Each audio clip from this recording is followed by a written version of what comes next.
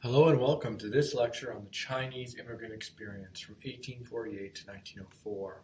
In this lecture, we will discuss the very difficult, racist, discriminatory experience that Chinese immigrants and people of Chinese heritage born in the United States faced during this time period. Now, we've already discussed immigration collectively, so you know that all immigrants were received in this country under ambivalent and difficult circumstances. Their work was desired for the industrial process. We'll talk about industrial work in the next lecture. But their work was desired to feed the industrial expansion of the United States and its growing economy. But immigrants themselves were often discriminated against by dominant culture in the United States, which had constructed its idea along the idea of white Anglo-Saxon Protestant identity. Also, ideas of social Darwinism and eugenics, which we have talked about already, emerged in terms of justifying imperialism abroad, but also justifying discrimination and segregation within the borders of the United States. So we already talked about a lot of the issues that are going to define the Chinese immigrant experience. What we want to do now is go through the details, because in looking at the Chinese immigrant experience, we're getting another example of how ideas of whiteness define political and legal rights, and how there was a concerted effort in this country, not just in the American South, but all over, to instill ideas of white supremacy into our politics, into our law, and to make them part of the very definition of American society and identity. This fact is simply undeniable when you look at what happens to the African American population between the Civil War through Reconstruction and to the establishment of Jim Crow. There's no other way to understand that than the establishment of white supremacy, or the reestablishment of white supremacy in the South, and the attempt to rationalize and justify white supremacist ideas. When you look at westward expansion and what happened with the genocide of the native peoples, and what happens to the cultural genocide when those peoples have been settled on reservations by treaty and by force, and then those reservations are restructured, divided up, and there's an attempt to eradicate their culture through the Indian schools. That is another form of white supremacy, of using a definition of whiteness and a definition of culture and society created by dominant culture, by WASP culture, and imposing it on a people that they did not believe fit those definitions. And the Chinese immigrant experience is just another example of the way in which ideas of race and white supremacy are shaping American politics, the law, and people's political and legal rights. Now, before we begin here, I just want to let you know we're going to talk about not just the Chinese immigrant experience, but the contributions that the Chinese people of Chinese ancestry and heritage made to America itself, because they have made profound contributions to America, and particularly during this time period. And one of the most profound contributions that we'll talk about at the end of this lecture is it's because of people of Chinese heritage that we finally get the doctrine of birthright citizenship, that we are entitled to citizenship under birth according to the 14th Amendment. Even though the 14th Amendment says those words, it had not been necessarily a legally and constitutionally tested principle.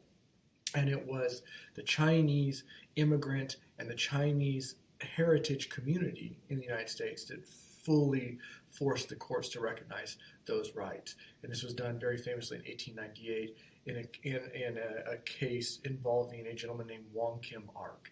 And you can see Mr. Wong here on this slide here. And we'll talk about his story a little bit later on. But let's now try and survey the experience between 1848 and 1904.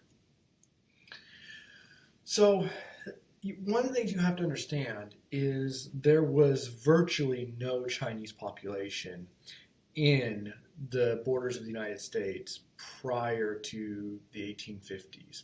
According to the 1840 Census of the United States, there was a total of four, we say it again, four people of Chinese heritage in the United States.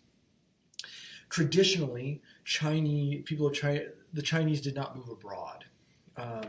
Traditionally, the Chinese did not move beyond the borders of historic China. To a certain extent, there was some migration of Chinese peoples to areas in Southeast Asia, but traditionally, people of Chinese heritage did not move beyond the borders of China. The 19th century, though, represents a particularly difficult and devastating period in Chinese history, due entirely to Western imperialism and the ways in which Western imperial countries were trying to divide up and exploit China. This is a very important story in world history. I would encourage all of you to take a class on East Asia or Chinese history to really delve into this deeper and more significantly. But the reason we have to understand it for our story is that the 19th century represents a period of Western imperialism and the disruption that Western imperialism does to the Chinese economy, Chinese society, and Chinese government. There's lots of death and devastation from foreign invasions in the 19th century in China. There's two wars called the Opium War. The first Opium War, which is conducted by Great Britain, and the second Opium War, which is also conducted by Great Britain, but in which other countries will join, including the United States. There are rebellions inspired by Christian missionaries, like the Taiping Rebellion. There's invasions by other countries in East Asia, like Japan. This is just a very, very difficult century for China. As a consequence, for the first time, there is a population in China that is willing to consider moving beyond the borders of China in order to try and provide for their families and look for a better life. Now, technically, Chinese law forbids such a thing.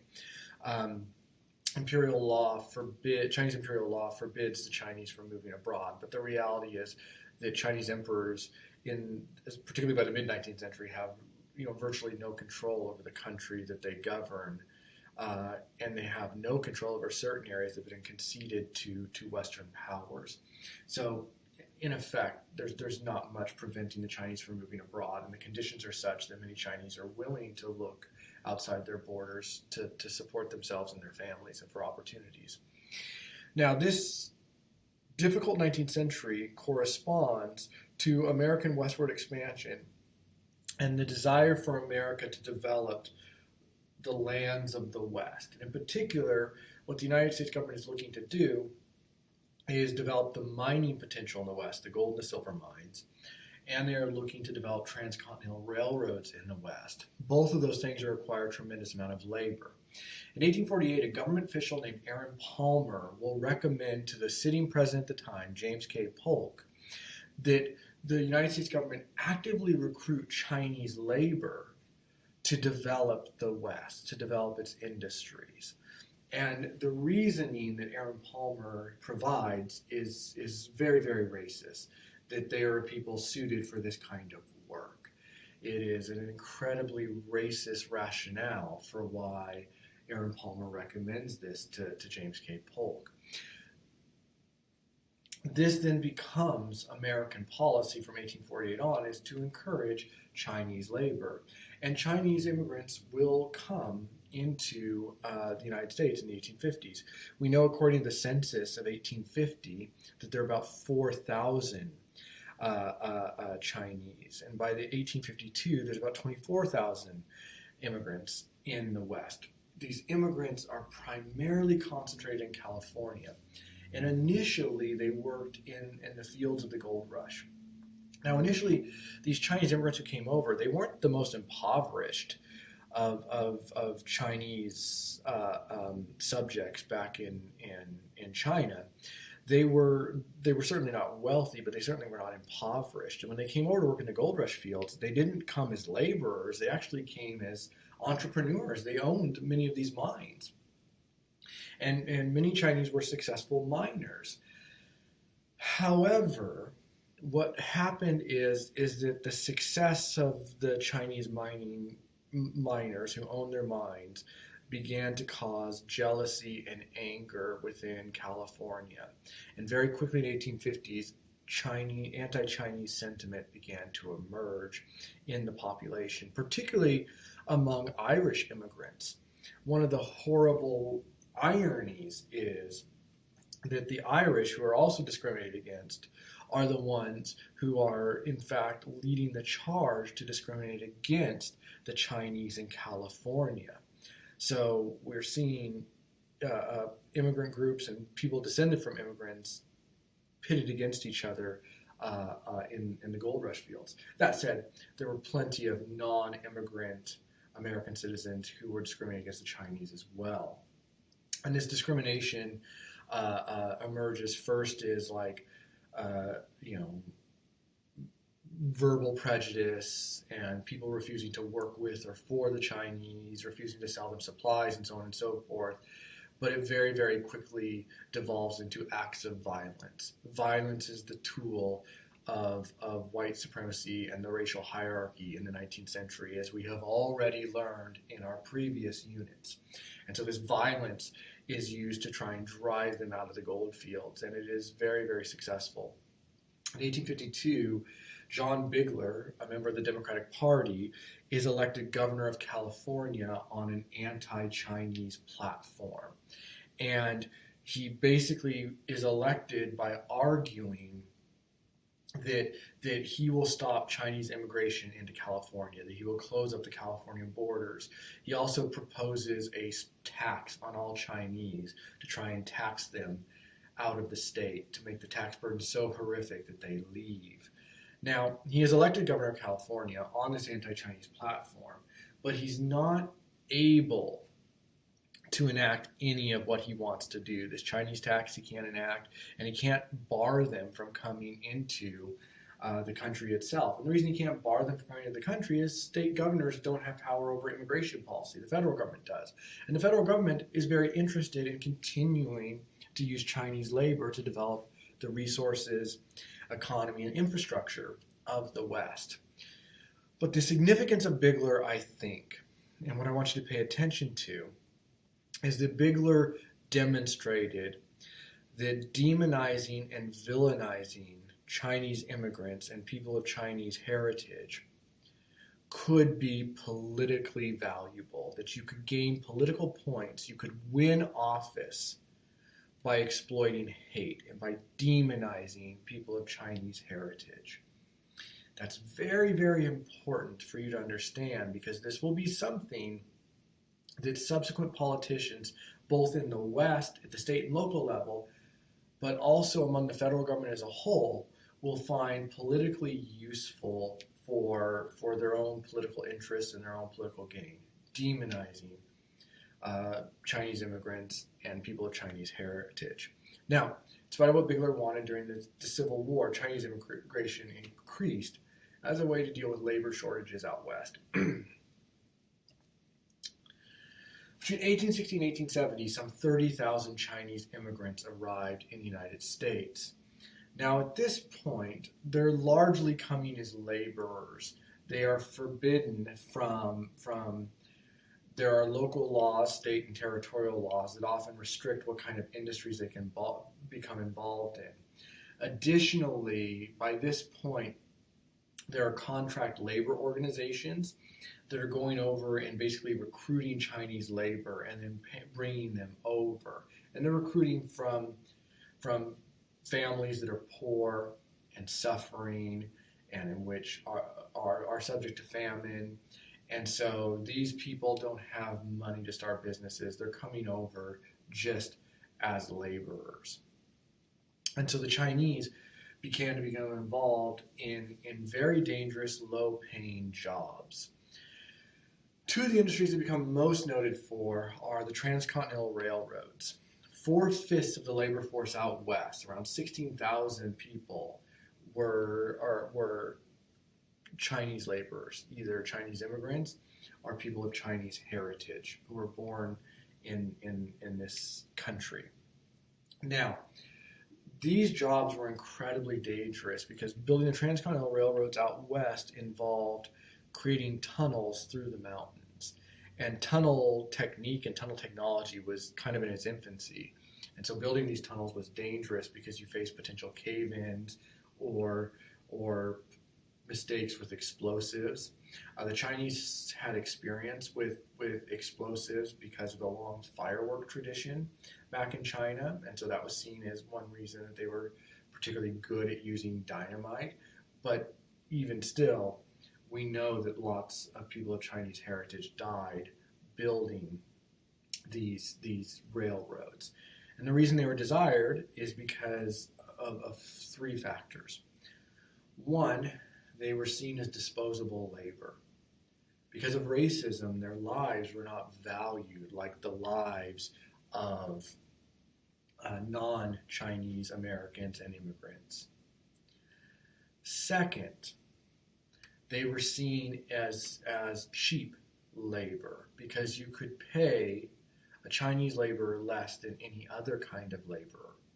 You could pay a Chinese laborer less than you could any other laborer. Why was that? Because they were vulnerable.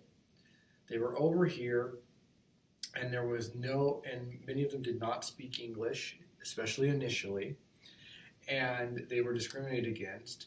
Many individuals would not hire them. They were forbidden from owning certain lands and businesses in many communities. They didn't have any options. And because they didn't have many options, you could turn around and pay them whatever you felt like paying them. And so you paid them low and maximized your profit. At least that's what these transcontinental railroad companies did. The third thing is, in addition to charging low wages, you could profit off Chinese labor in ways that you simply could not profit off non-Chinese labor. So Chinese laborers, because of racism and discrimination, often were forced to live in these labor camps while they built these transcontinental railroads. And so the company would supply housing for them in these labor camps, but they would charge them rent for this housing. Also, the Chinese laborers often preferred to have foods like they were used to eating in China. They wanted a diet similar to what they were used to eating in China, and that required crops and specialty goods that weren't part of the American food staples. And so the railroad companies would acquire them and then sell them. And so do you see what's going on here? Is that the Chinese laborers are paid low wages, and then their wages end up going right back to the company for their shelter and for their food. They have very little left over. So this is one critical reason why Chinese labor was preferred, is because of this particular way you could profit off them even more than you could profit off other forms of labor. So, and other labor groups. By the way, this idea of profiting off your workers by charging them rent and selling them food will be a model later adapted in other places like the logging industry, the railroad industry, certain factories. It becomes something that is more widely used than you would in the late 19th and early 20th century, and we'll chat about that in subsequent lectures. The other industry that the Chinese gravitated towards was the canning industry. And by the canning industry, we're talking about canned fish.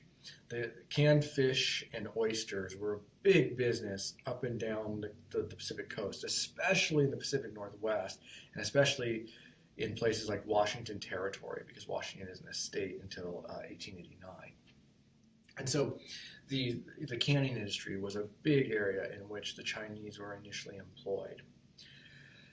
Now, in 1868, the United States and China agreed to a treaty in which they agreed to free trade and the free movement of peoples. Free trade is one of the big foreign policy aims of the United States in the late 19th century. We'll talk more about that in a subsequent lecture. But essentially, the United States, as it's becoming an industrial power, needs more markets. And China is the biggest market in the world, so they want to be able to sell to China, but they don't want the Chinese to put taxes or tariffs on their goods. So they agreed to free trade. They said, we won't put tariffs on your goods, China, if you don't put tariff on our goods. Now, it's a meaningless concession by the United States because in the end at the end of the day, the United States isn't going to be importing much from China, but they're going to be selling tremendous amounts of their industrial goods and their canned goods and their lumber goods and so on and so forth to the Chinese. And they also agreed to the free movement of people. That way the United States had access to the Chinese labor market. Even still, we're not talking about an enormous population. According to the 1870 census, there's 23,000 people of Chinese heritage in the United States in 1870. Now, by 1870, the first transcontinental railroad is built. And even though there's plans for other transcontinental railroads, there's not a massive amount of railroad work in the West to be had. So the Chinese population is looking for other work. Some of that is satisfied by the canning industry, which is starting to grow. They get involved in lumber and logging and in lumber mills and all sorts of other industries.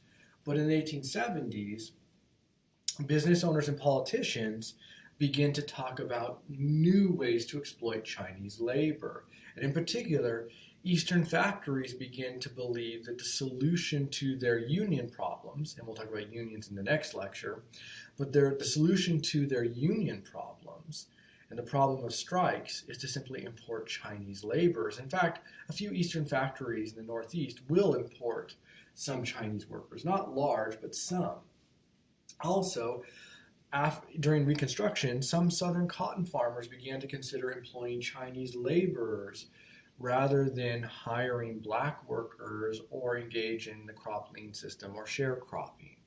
Now, relatively few Southerners will take this step, but just the fact that Eastern factories and Southern cotton farmers are talking about this creates a national conversation over Chinese immigrants.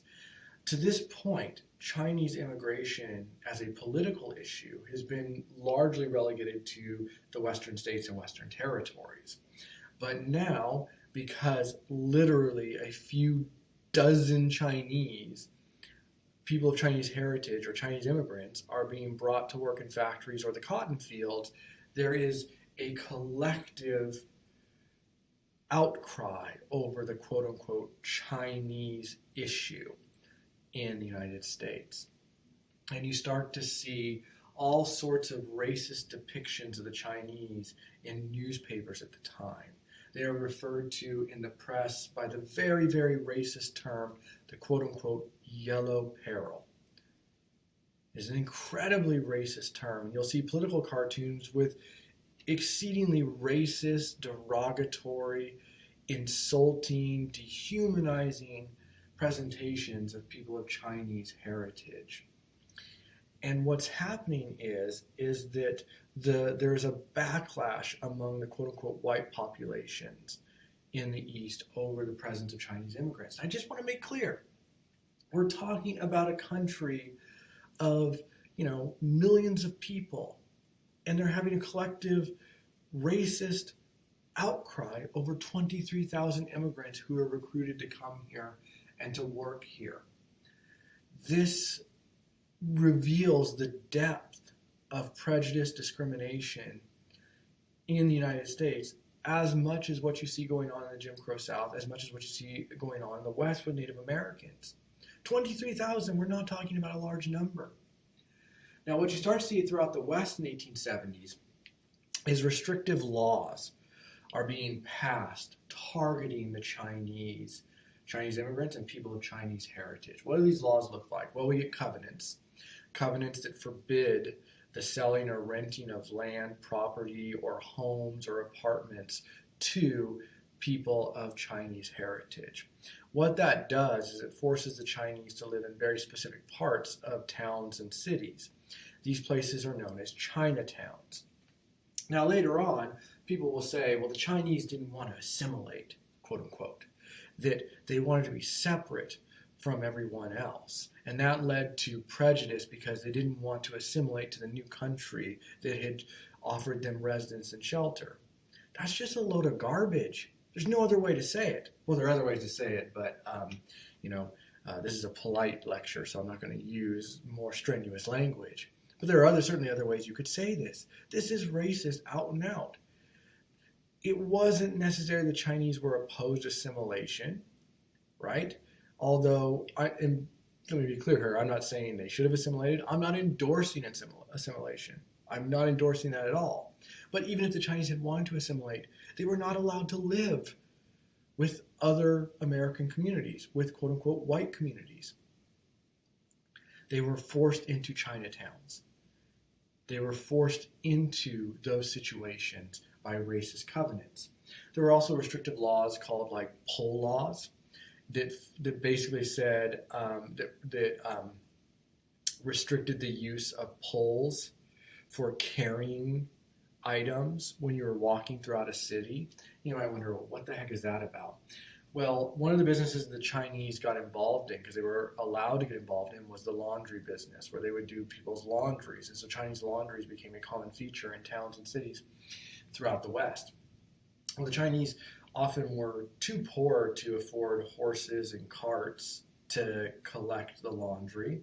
And so they would have employees go out, employees of Chinese heritage, they go out and they would collect the laundry and they would carry them in these baskets or satchels that were attached to these very, very long poles. And they would put those poles on their shoulder and they would carry them back to the place where they would do the laundry and then put the laundered clothes back in the baskets, put the pole back on, and carry them back to where they got them from. This is a very traditional way of carrying things back in China, and they just brought it over and utilized it here because they couldn't afford horses and carts. Well, pole laws were meant to basically say that you couldn't carry these things. And if you couldn't use the poles, that was discriminating against the Chinese in industries like the laundry and other industries. You also get laws allowing people to randomly just accost and assault Chinese men on the street and cut their hair. The Chinese at the time wore a traditional hairstyle called the queue. What the queue was is you shaved the front part of your head, but you grew the back part long and had it in basically a braided kind of ponytail. And it was a traditional Chinese style of hair. Actually, it was required by law by the Qing dynasty, the final dynasty in Chinese history. It was required by law that all Chinese men had to wear this, and it became just part of their cultural tradition, and they continued when they came over here. Well, it was considered incredibly insulting and emasculating to shave this off, but that's what you see happening all over the West Coast. And there's just all sorts of restrictive laws and covenants to discriminate people of Chinese heritage. And then, of course, there are acts of violence. One of the earliest and largest is an attack in 1871 on the Chinatown in Los Angeles by a mob of quote-unquote Anglo or white Americans and Mexican Americans. So these are the terms that the documents used at the time, so these are the terms that I am using. But this mob attacks Chinatown over some perceived and made up crimes that the Chinese were purportedly had committed.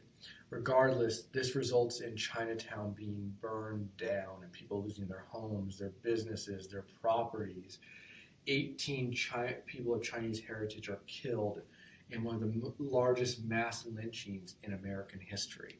The same type of violence that is used for vigilante, quote-unquote, justice against African Americans, primarily in the South, is being used against people of Chinese heritage.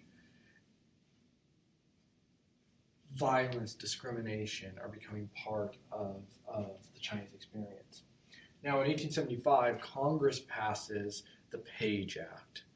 And this is the start of a series of pieces of legislation to restrict and discriminate and target the Chinese and people of Chinese heritage. So the Page Act does a couple of things. The first thing is it forbids contract labor from China. Companies can no longer go over and recruit Chinese labor. That doesn't mean Chinese labor can't come over, it just means companies can no longer recruit, gather them up, and pay for them to come across. The second thing is, it forbids any woman from coming into the country as a prostitute. You might think this is kind of strange. It requires a little bit of explanation. Thing number one about this, as part of this racist attack and racist literature and racist propaganda against the Chinese in the 1860s, 1870s, there developed a narrative that the Chinese were immoral. And one of the narratives that developed about the Chinese being immoral was that the men were lazy and corrupt, and they often turned their wives and daughters into prostitutes, and that the women were somehow sexually prone to prostitution. None of this is true. Did prostitution exist in Chinese communities in the United States? It absolutely did, because it exists in all communities in the United States. Prostitution existed all over the United States in all the different regions and communities. It is not exclusive or a problem in the Chinese community. But what you have here is a picture being created of the Chinese community in the United States, one that is suggesting that the Chinese are immoral, they're involved in drugs. They talked a lot about opium in this literature. So you have stuff about that, and you have these attacks on prostitution. And so to protect the morality of the United States, this prostitution clause was put in the Page Act. Now, what that meant is that every Chinese woman that came into the United States had to prove that they were not a prostitute and they would never engage in prostitution. So how do you prove that you're not a prostitute? Well, you had to undergo these very embarrassing, insulting medical exams that were a form of assault. They were a form of sexual harassment and sexual assault, in which you are examined to check for signs of your virginity, quote unquote, or that you don't have sexually transmitted diseases, quote unquote. It's hugely, hugely, hugely humiliating, in addition to being a form of sexual assault. And that's just to prove you aren't a prostitute. There is literally no way to prove that you won't be a prostitute. You can't prove anything in the future. If I tell you that in 20 years I'll be a millionaire, how do I prove that? There's no way to prove that other than 20 years from now, check to see whether or not I'm a millionaire. I highly doubt it. I'm not particularly good at the kinds of things that tend to generate a lot of money. So, and I'm okay with that. But I can't prove what will happen in the future, and I can't disprove what will happen in the future. And so what this was really about was restricting the number of women from China who were coming into the country. Why did you want to do that? You wanted to do that because you wanted to prevent the Chinese men who came over here from being able to get wives from China and be able to start families. It was a way to discourage men from remaining here and to reduce the population of the Chinese American community. No group in American history had ever been targeted like this, and this is just the start. In the election of 1876, which we've already talked about in this class, both parties run on an anti-Chinese platform. It was something that both parties agreed upon. And so you can tell that both parties are looking to gain an electoral edge by exploiting anti-Chinese sentiment in the United States. In 1879, the Passage Law is passed, although it was vetoed by President Hayes. But the Passage Law basically said that if there are 15 passengers on a ship of Chinese descent, the ship would be rejected and the captain would be fined. It was to try and limit the number of Chinese that could enter the country. Now, it was vetoed by President Hayes, but President Hayes then went to China and renegotiated the Treaty of 1868 to try and limit and restrict Chinese immigration. You can see where we're going here, that the Chinese are being targeted because of racist prejudice, racist ideas, social Darwinism, WASP, eugenics, all those ideas that we've talked about. But the real start of the harsh persecution begins in 1882 with the Chinese Exclusion Act. The Chinese Exclusion Act represents the first time the United States has ever targeted a people and banned them from entering the United States. The Chinese Exclusion Act forbid any Chinese immigrants from coming to the United States with the exception of students and merchants. So unless you can prove you were a merchant coming to do business in the United States or a student coming to study in the United States, and both groups were scrutinized heavily, that it was also possible for them to come in. But everyone else, banned. There was no immigration allowed from China. They're the first group of people in the United States to be banned. They are targeted. In addition, the Chinese Exclusion Act also explicitly forbid Chinese immigrants from naturalizing, from becoming citizens. So the people who were born in China who immigrated here before 1882, who were in the country, were forbidden from ever becoming citizens. They would forever be denied the political and legal rights guaranteed under the Constitution and guaranteed under American law. They were forbidden from naturalization. Now, those Chinese immigrants and people of Chinese heritage who were in the United States prior to 1882, they were allowed to remain in the country. But if they were to leave, they would not be allowed back in. So, the Chinese Exclusion Act harshly targeted people of Chinese heritage in the United States. And the thing is, at the time of the Exclusion Act, there's only 105,000 Chinese immigrants in the United States. Only 105,000. They represent 0.2% of the population. 0.2% of the population. 0.2%. So why are they being targeted? Because it was easy for politicians to direct hate and anger for political gain at a vulnerable population. They were targeted because the United States had a system of legally and politically defined white supremacy based on ideas of WASP, social Darwinism, and eugenics. It is parallel to what we see with the reservation system in Jim Crow. They are part and parcel. Now, what the Chinese Exclusion Act does, it unleashes waves of violence against people of Chinese heritage, primarily in the West, because that's where the largest populations are. There are over 300 attempts at purges of Chinese populations in the Western United States during the 1880s. 300 attempts. To just analyze a few, right?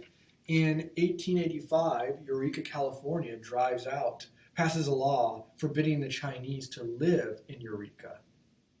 And therefore, until 1950, from 1885 until 1950, no one of Chinese ancestry was legally allowed to live in Eureka, California. In Rock Springs, Wyoming, in September of 1885, there's an attack on miners in a coal mining community. In November of 1885, the city of Tacoma expels its Chinese American community. In fact, in Washington Territory, because still a territory at this time, and this was true in Oregon and California, there were anti-Chinese clubs where people would gather together. It was a social club, and they gathered together and they would talk about how much they despised the Chinese. So these incredibly racist clubs. And then they would talk about both legal and illegal activities they could pursue to drive the Chinese out. These anti-Chinese clubs, sometimes called anti-Chinese congresses, existed all up and down the West Coast.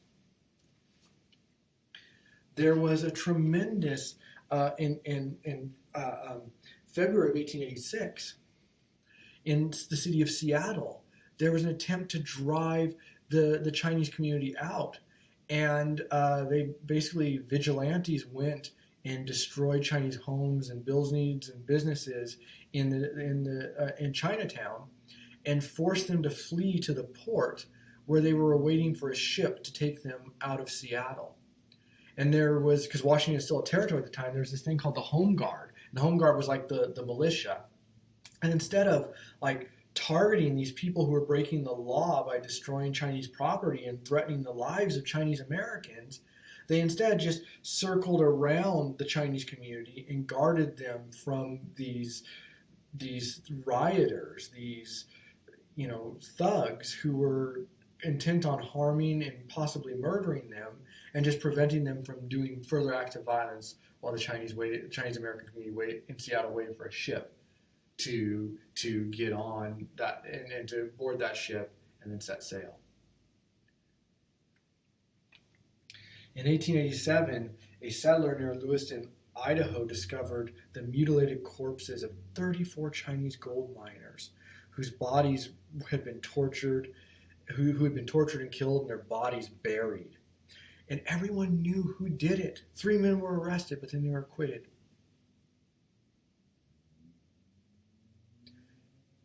And there are countless other examples of this violence, an attempt to drive the Chinese out because the Exclusion Act meant once they left, they could not come back in.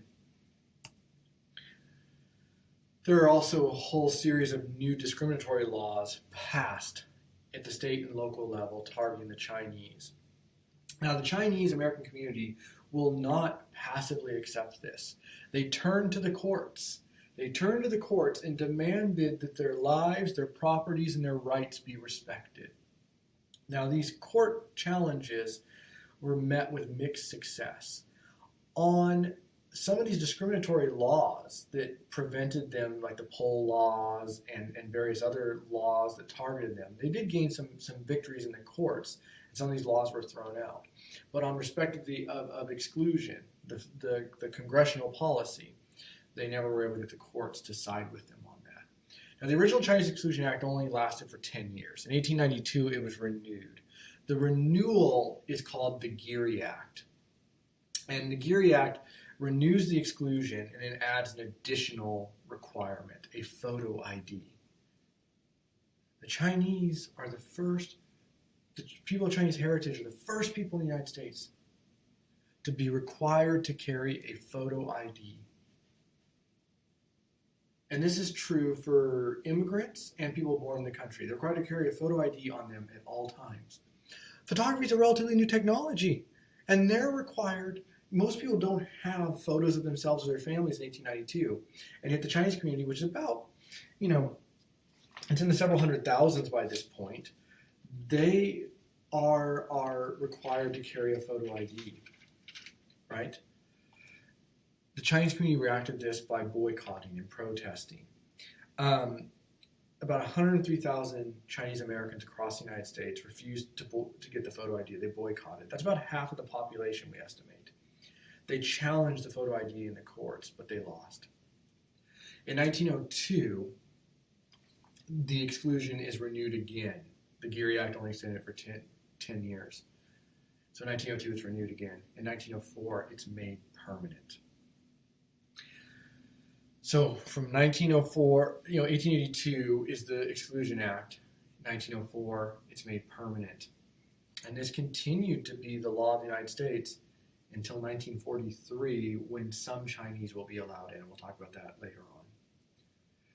Now, once you banned immigration, what happened next was a question about the legal and political rights of people of Chinese heritage. The Exclusion Act forbid naturalization. So people born outside the borders of the United States were not allowed to gain citizenship. The question, though, became about people of Chinese ancestry born in the United States. So people of Chinese heritage born in the United States, were they citizens? Well, parts of the U.S. government argued no, particularly those who are in charge of borders and customs. They said no. This comes to a head in 1894 with a gentleman named Wong Kim Ark, who was born in the United States in the 1870s.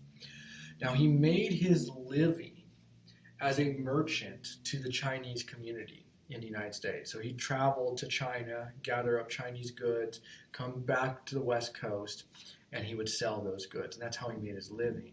And he was an American citizen, so he wasn't covered by the Exclusion Act.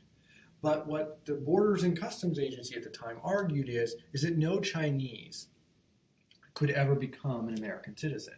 That by forbidding naturalization in the original Chinese Exclusion Act, they were saying that the Chinese were unfit for citizenship, and that included those born here.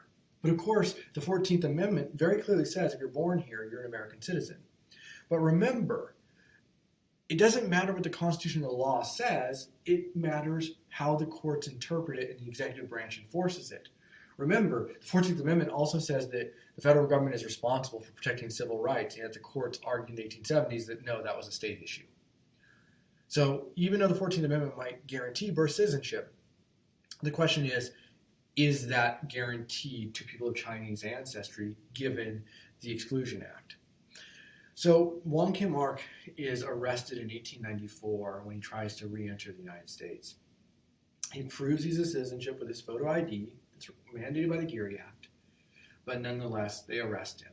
And he will actually spend, until this case is resolved, he will be imprisoned, denied his liberty. Eventually, this case makes it in 1898 to the Supreme Court. And the Supreme Court rules in favor of Wong Kim Ark, saying that he is a citizen by virtue of the 14th Amendment. And this case is actually the case that establishes birthright citizenship in the United States. This case is the case that guarantees it.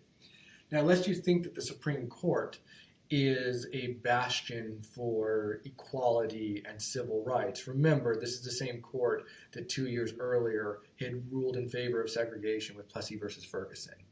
And if you read this court opinion, the court wasn't particularly in favor of Wong Kim Ark being recognized as a citizen, and by extension, anyone of Chinese heritage being granted citizenship.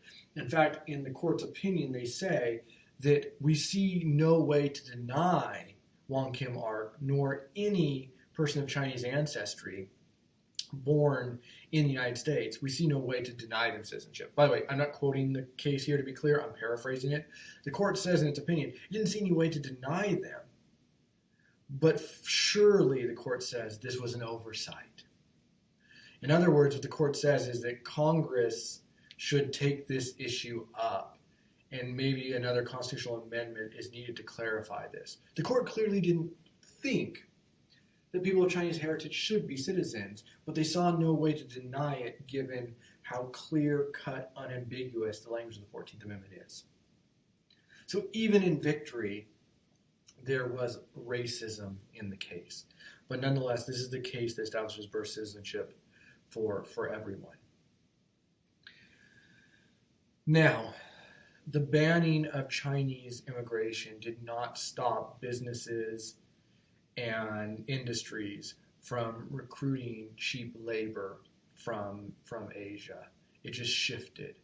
In the 1890s, the emphasis shifted to Japan, in which the United States government negotiated agreements with the government of Japan to have immigrant labor. After 1902, the United States will get immigrant labor from the Filipino community. Because as we'll talk about in a subsequent lecture, the Philippines is now a territory of the United States. It's an occupied territory the United States took in the Spanish-American War. And so Filipino labor will be brought to the United States.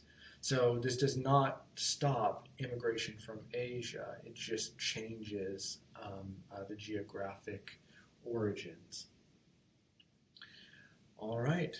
I thank you for listening. I'll talk to you again soon. Bye for now.